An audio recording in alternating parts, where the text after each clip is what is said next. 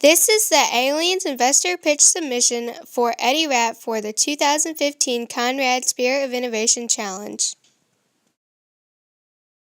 Space exploration is extremely expensive. It costs $20,000 to transport 1 pound of materials to the International Space Station. The cost to transport materials to Mars and beyond will be even greater. Currently, astronaut meals are packaged in plastic material that must be both transported to the ISS and then returned to Earth. Any technique developed to cut down on this unnecessary packaging will cut down on costs and help make long-term space travel a reality. We have developed a solution to this problem. It is called Eddie Rapp. Eddie Rapp is an edible plastic that has been specifically developed to meet the needs of astronauts' diets.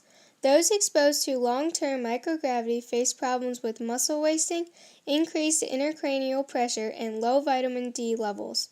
Our product will not only cut down on costs of transporting packaging, it will also supplement the diets of space travelers.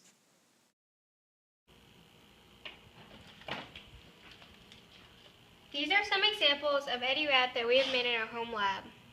We hope to have the opportunity to further develop our edible plastic wrap and help the future of space exploration and future missions to Mars. Thank you. Thank you.